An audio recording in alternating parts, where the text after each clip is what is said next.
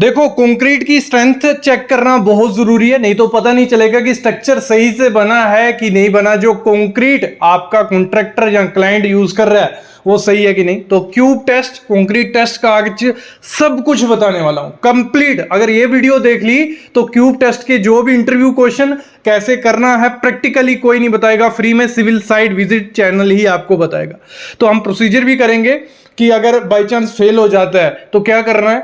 By chance जो आपका acceptance criteria क्या होता है, 2 क्यू फेल हो गए क्या करना है, मतलब सब कुछ पता चलेगा।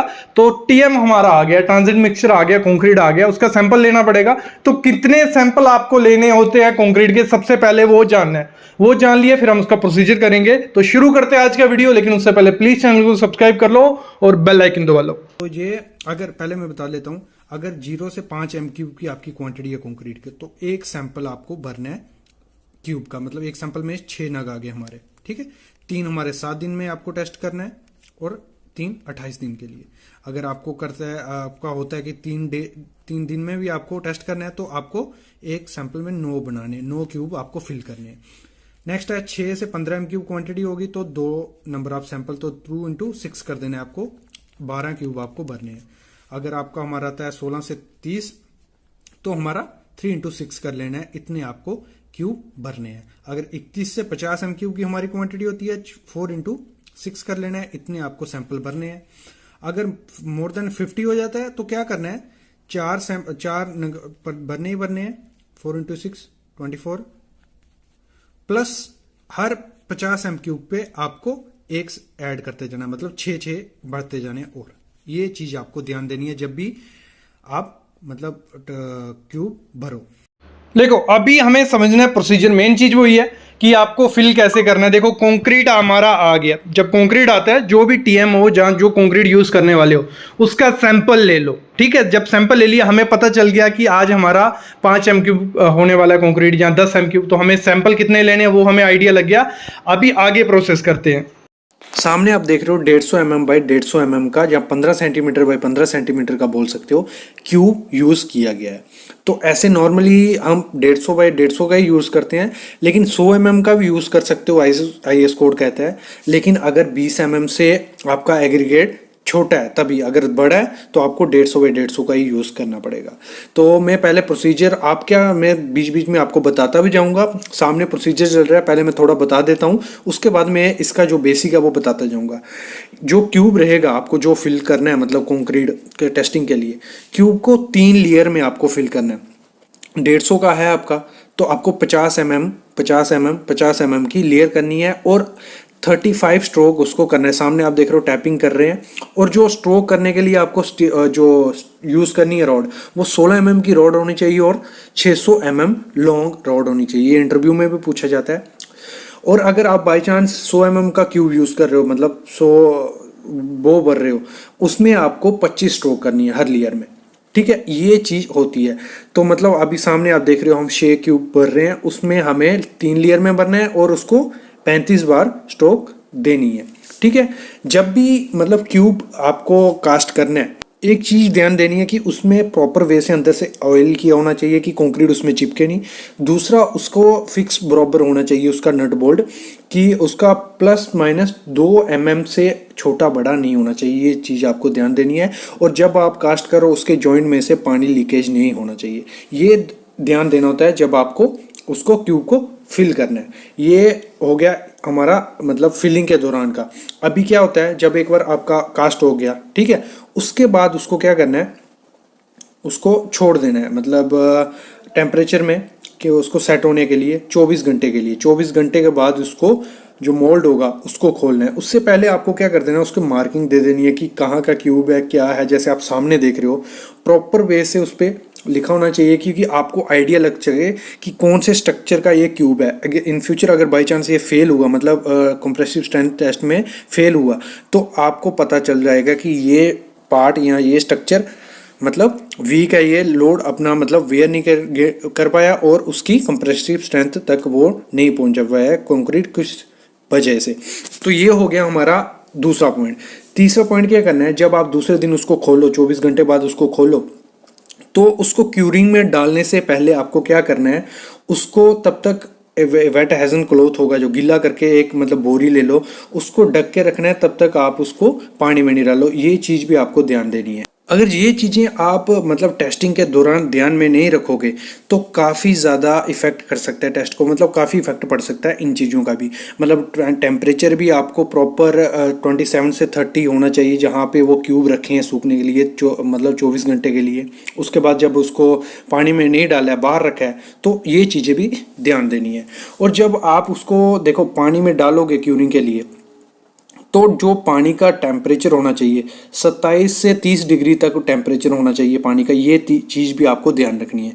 दूसरा क्या ध्यान रखना है, सामने आप जैसे क्यूब देख रहे हो पड़े हुए हैं इनका, क्योंकि हमारा टेस्टिंग का दिन रहता है 7 और 28 दिन, ठीक है। तो इस दौरान आपको 7 7 दिन बाद पानी चेंज करता ही रहना है, मतलब तब तक भी आपकी टेस्टिंग रहे, हर 7 दिन बाद आपको पानी चेंज करना है। और ये ध्यान देना है कि जो पानी आप यूज़ कर रहे हो उसमें कोई भी केमिकल इम्प्योरिटीज़ या ऐसे भी नॉर्मल इम्प्योरिटीज़ नहीं होने चाहिए, पानी बिल्कुल क्लियर होना चाहिए। ये चीज़ भी आपको टेस्टिंग के दौरान देनी है। अगर ये चीज़ भी, क्योंकि अगर केमिकल वाला पानी होगा तो वो भी क्यूब की स्ट्रेंथ पे इफेक्ट कर सकता है। और एक चीज़ ध्यान देनी है, जब आप क्यूब बाहर हैंडल करो कभी, मतलब खोलने के टाइम या डालने के टाइम, तो उसके कॉर्नर्स वगैरह ये चीज़ें नहीं टूटे, वो भी स्ट्रेंथ या टेस्ट पे इफेक्ट कर सकती है, ठीक है। ये हो गया पार्ट हमारा थर्ड। अभी उसके बाद क्या करना है, आपको करनी है उसकी टेस्टिंग का मेन जो पार्ट है हमारे टेस्ट का। तो टेस्टिंग के पहले आपको ये ध्यान देना है कि जब भी टेस्टिंग करो उसको क्यूब जो आपका बिल्कुल साफ़ होना चाहिए, उसमें पानी वानी कुछ नहीं लगा होना चाहिए, क्लीन बिल्कुल होना चाहिए, उसके बाद ही आप टेस्टिंग कर सकते हो। तो सामने देखो अभी हमारा क्यूब रेडी है टेस्टिंग के लिए। उसको क्या करना है, सबसे पहले आपको लाके उसको जब मशीन में फिक्स करो तो प्रॉपर वे से वो पूरा पैरेलल होना चाहिए ऊपर वाली प्लेट से, कि लोड उस पर प्रॉपरली पड़ता रहे। इसमें मैं 3 4 क्यूब आपको टेस्ट करके दिखाऊंगा, उसका रिजल्ट भी दिखाऊंगा, क्या क्या चीज़ें देखनी है वो सब बताऊंगा मैं। इसको पहले टाइट कर लेना है जो बोल्ट होगा। उसके बाद जो, क्योंकि मशीन इसमें दो आती है, मैन्युअली भी आती है, इलेक्ट्रॉनिक भी आती है, जो भी हो सिंपल प्रोसेसर रहता है वो हैंडल करना आपको आ जाएगा जब आप करोगे। मेन पर्पस है कि टेस्ट करना क्या क्या है, चीज़ें क्या क्या देखनी है। जैसे आप सामने देखो, अभी 2 मैं स्पेसिमेन चेक करके बताऊंगा, उसके बाद उसका रिजल्ट निकालेंगे हम। उसके बाद मैं बताऊंगा कि कितने एमक्यू पे कितने सैंपल भरने हैं आपको, और कितने दिन में कितनी स्ट्रेंथ आती है, कैसे निकालना है, सब मैं आपको आगे बताऊंगा। पहले आप देख लीजिए कैसे हम टेस्ट करते हैं। देखो ग्रेजुअली हमें लोड डालना है। और एक चीज़ ध्यान देनी है, जब भी आप लोड डालोगे उस पर, तो लोड जो आपको प्रोवाइड करना है 140 kg पर स्क्वायर mm या सेंटीमीटर आपको प्रोवाइड करना है। ये डिपेंड मशीन पे आप इजीली कर सकते हो। देखो हमने लोड डाला उसको 140 kg पर स्क्वायर mm के हिसाब से, तो लोड धीरे धीरे उस पर जो स्पेसिमेन कंक्रीट का हमने क्यूब डाला है उस पर पड़ता जा रहा है। देखो सामने दिख रहा होगा आपको 300 किलो न्यूटन, 400 किलो न्यूटन, ये धीरे धीरे उस पर लोड पड़ता जा रहा है। और ये अपने आप अगर ऑटोमेटिक है वो अपने आप रुक जाएगी। इसमें भी आपको इजीली पता चल जाता है, मैन्युअली में देखो लोड उसमें अभी मैं दिखाता हूँ आपको, थोड़ा बहुत उसमें क्रैक दिखेगा आपको, उससे आपको हमें पता चल जाएगा। देखो सामने उसमें क्रैक पड़ गया है, और यही मतलब उसका हमारा टेस्ट का था। और सामने जैसे उसमें क्रैक आया, इसमें जो इसका नीडल है वो नीचे आता रहा और दूसरा नीडल ऊपर ही है। तो उससे हमें इजीली पता चल जाएगा कि कितने लोड पे वे फेल हुआ। और टेस्ट के दौरान आपको ये लिखते रहना है कि कितने लोड पे फेल हुआ, क्योंकि मैं आगे आपको बताऊंगा कि कैसे हम इसका रिजल्ट निकालेंगे कि आपका जो टेस्ट है कंक्रीट मतलब स्ट्रेंथ टेस्ट, वो पास है फेल है, यहाँ ये सब चीज़ें आपको बताऊंगा। देखो सामने आपको दिख रहा होगा थोड़ा बहुत 650 आपका रीडिंग आया। ये नोट करके रखो, आगे मैं रिजल्ट इसका बताऊंगा। एक और स्पेसिमेन को मैं टेस्ट करके बताता हूँ, उसके बाद हम आगे चलते हैं। इसको हमने डाल दिया अच्छे से वेटर वे से पैरेलल करके। उसके बाद हम इसको प्रॉपरली टाइट कर लेंगे।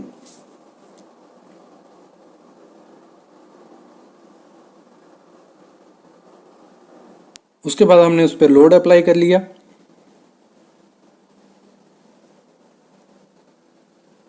लोड अप्लाई कर लिया, उसके बाद ऑन करके उस पर हम वेट करेंगे कि कब वो स्पेसिमेन हमारा जो टेस्ट का वो फेल होगा।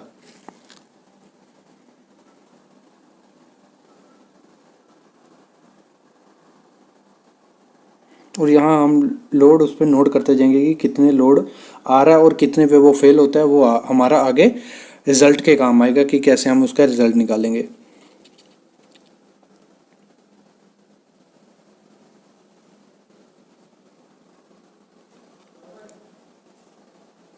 ठीक है, इस पे हमारा देखो स्पेसिमेन में क्रैक आ गया, ये इस पे हमारा फेल हो गया। ये रीडिंग हम नोट कर लेंगे। उसके बाद अभी मैं आपको थ्योरेटिकल बताऊंगा। ये हमारा जो रजिस्टर जिस हिसाब से रहता है, कैसे हम मेंटेन करते हैं साइट्स पे, वो है। अभी मैं बताता हूँ इसका थ्योरेटिकल पार्ट की। नेक्स्ट चीज आती है जो हमारा रिजल्ट का था, उसका फार्मूला है load upon area. Simple formula है, नॉर्मली हम पढ़ते आ रहे हैं 8th क्लास से। तो जो लोड जैसे मैंने बताया था उस पर हमने नोट करते जाएंगे। हमारा एक आया था 650, एक आया था 600। तो 600 लेके चलता हूं, 600 डिवाइड बाय 22.5, ये आ गया हमारा क्यूब का एरिया। ठीक है, ये आ गया हमारा क्यूब का एरिया। अगर 150 mm बाय 150 mm है तो हमारा, अगर इसको मल्टीप्लाई कर देंगे तो हमारा एरिया आ जाएगा। अगर 100 mm का क्यूब है, 100 × 100 करेंगे तो हमारा एरिया आ जाएगा। तो उसको डिवाइड कर देना है, जो भी लोड आया होगा उसको डिवाइड कर देना है एरिया से, आपको रिजल्ट मिल जाएगा। तो हमारा आया 26.6 न्यूटन पर mm। तो ये हो गया हमारा रिजल्ट आया इसमें, जो स्पेसिमेन यूज किया था। अभी हमें पता कैसे चलेगा कि ये हमारा पास हुआ, फेल हुआ, क्यूब टेस्ट फेल है या पास है, वो निकालेंगे हम ऐसे। देखो, एक दिन में हमारा कंक्रीट पकड़ लेता है, 16% स्ट्रेंथ आ जाती है उसमें एक दिन में कंक्रीट की। 3 दिन में 40% आ जाती है, 7 दिन में 65% आ जाती है, 14 दिन में 90% आ जाती है, 28 दिन में 99%। ये इर्द गिर्द होती है, थोड़ा बहुत आगे परसेंट में फर्क रहता है सिचुएशन के हिसाब से। तो हम इसमें M30 कंक्रीट यूज कर रहे थे। तो अब निकालेंगे हमारा जो स्पेसिमेन हम टेस्ट किया वो पास हुआ कि फेल हुआ। तो उसके लिए क्या करना है, 30 और 7 दिन के लिए हम टेस्ट कर रहे थे, 30 × 65 डिवाइड बाई 100। तो हमारा आया 19.5, अगर अप्रोक्स कर लें तो 20। तो हमारी स्ट्रेंथ कितनी आई वहां, 26.6। तो 20 छोटा है, मतलब हमारा वो स्पेसिमेन जो टेस्ट किया वो पास हो गया। वैसे अगर हम 28 दिन के लिए करेंगे तो क्या करना है, 30 × 28 डिवाइड बाई 100, जो भी आएगी आपकी वैल्यू, उससे हमें पता चल जाएगा कि ये हमें IS कोड कहता है कितनी वैल्यू होनी चाहिए और आई कितनी। इससे हमारा सिंपली निकल जाएगा कि आपका जो टेस्ट किया आपने वो स्पेसिमेन पास है कि फेल है। मैं थोड़ा आपके लिए एक इजी कर देता हूं, आपको बताता हूं टेबल की हेल्प से कि आपकी जो स्ट्रेंथ अगर हम देखें 3 दिन पे कितनी होती है। अगर M20 कंक्रीट पकड़ते हैं, ये आगे कैलकुलेशन करने वाले हैं हम सब चीजें। M20 की 3 दिन पे 8 मेगापास्कल स्ट्रेंथ होती है। कितनी, 8 मेगापास्कल। जहां आपको कोई 8 मेगापास्कल बोले PA, जहां 8 न्यूटन पर mm², सेम ही है, कोई दिक्कत उसमें नहीं है, इतनी हो गई होती है। 7 दिन पे M20 की हो गई थी 13। ये कैसे निकलती है वो भी निकल जाएगी। कैसे निकलती है आपको पता ही है, मैंने आपको बता दिया कि 3 दिन पे होती है 30%। तो अगर 20 का हम 30% तो 8 मिल जाएगा। और 7 दिन पे हमारी होती है 65 से 70%। 65 निकालेंगे तो 13 मेगापास्कल मिल जाएगा। 14 दिन पे हमारी 18 और 20, ये आगे कैलकुलेशन करूंगा मैं, क्योंकि मोस्टली हम M20, M25, M30 करते हैं। तो इनकी मैंने स्ट्रेंथ लिख ली है, आप स्क्रीनशॉट भी ले लो, काम आएगा। अभी करते हैं इनकी कैलकुलेशन। देखो, हर चीज कैलकुलेशन करने आपको आनी चाहिए। देखो, एक एग्जाम्पल लेते हैं। M20 कंक्रीट हम यूज कर रहे थे, जैसे मैंने आपको बताया पहले कि M20 की 7 दिन पे कितनी होनी चाहिए। ठीक है, M20 कंक्रीट हम यूज कर रहे हो, हमने टेस्ट किया, जैसे प्रोसीजर आपने पीछे देखा कैसे टेस्ट किया। तो हमें एग्जांपल ले ली, 340 किलो न्यूटन पे वो फेल हो गया, वो स्पेसिमेन 340 किलो न्यूटन पे फेल हो गया। उसका रिजल्ट कैसे निकालना था, लोड अपॉन एरिया, जैसे हमने पीछे देखा फार्मूला। तो लोड आया 340 किलो न्यूटन था ना, उसको न्यूटन में कन्वर्ट कर लो। 340 न्यूटन में कन्वर्ट करने के लिए 1000 से मल्टीप्लाई करते हैं, क्लियर, और डिवाइड बाय एरिया, जो हमने एरिया निकाला था क्यूब का 22,500, इनको किया तो आया 15.1 न्यूटन पर mm², हमारा रिजल्ट आया। और हमारा जैसे हमने स्टार्टिंग में देखा, टेबल में देखा, 7 दिन पे 65% हमारी स्ट्रेंथ होनी चाहिए। कितनी, 65% हमारी स्ट्रेंथ होनी चाहिए। और हमारी आ कितनी दी है, 15.1। तो इसको निकालते हैं, तो 15.1 × 100 परसेंटेज में करना है। तो 20 ग्रेड हम यूज कर रहे हैं M20, तो इसको डिवाइड कर देना, तो आपको मिल जाएगा 75% हमारी स्ट्रेंथ आ रही है। और चाहिए हमें थी 65, मतलब 75 बड़ा हो रहा है 65 से, तो ये सैंपल हमारा पास है। एक ये तरीका है। अभी एक चीज और होती है, एक्सेप्टेंस क्राइटेरिया। देखो, रिजल्ट निकाल के आपका काम खत्म नहीं होता है। रियल सिविल इंजीनियर वही है जो हर चीज उसके पीछे पता हो। तो एक और एग्जांपल लेते हैं। हमारे क्यूब हैं 3, हमने सैंपल लिए थे क्यूब के। एक का रिजल्ट आया 17 न्यूटन पर mm², एक का रिजल्ट आया 20 न्यूटन पर एम एम स्क्वायर, एक का आया 23 न्यूटन पर एम एम स्क्वायर। हमें क्या चाहिए होता है, हर एक जो रिजल्ट आता है वो एक दूसरे से 15% ना ज्यादा होनी चाहिए वैल्यू, ना कम होनी चाहिए। ये भी हमें आईएस कोड कहता है। तो इसकी हम एवरेज निकालते हैं। चलो ये तीनों रिजल्ट की 17 + 20 + 23 डिवाइड बाई 3, तो हमें मिल गया 20 न्यूटन पर एम एम स्क्वायर हमारी एवरेज आती है। हमें कोड कहता है कि 15% वैल्यू एक दूसरे से ज्यादा नहीं होनी चाहिए, तो हम 15% रिजल्ट का निकालते हैं। पहले 20 × 15 डिवाइड 15% को तो 100 से डिवाइड, तो 3 आता है हमारा 3, ठीक है। अभी जो हमारा रिजल्ट आया +-3 ना, देखो +-3 कैसे समझो, पहले 20 -3 करना है हमें, 20 × -3 17, तो हमारी सबसे कम वैल्यू जो होनी चाहिए वो 17 होनी चाहिए, और +3 20 + 3 वो होनी चाहिए 23। तो मतलब एक वैल्यू हमारी 17 होनी चाहिए, एक होनी चाहिए 23, उसके बीच की कोई भी वैल्यू चलेगी। 18 आती है ठीक है, 19 आती है ठीक है, 20 21 22 23, लेकिन अगर 24 आती है तो वो रिजल्ट खराब हो सकता है, वो रिजल्ट सही नहीं आया, वो कुछ लोचा है। जब आपकी 16 आती है 15 आती है तो समझ लो क्या मतलब, आपको 15% रिजल्ट में आना चाहिए। तो ये चीज भी आपको चेक करनी है। तो हर चीज इस टेस्ट में मैंने आपको कंप्लीट बता दी। तो अभी मैं लेता हूं अलविदा, लेकिन प्लीज चैनल को सब्सक्राइब करके रखो।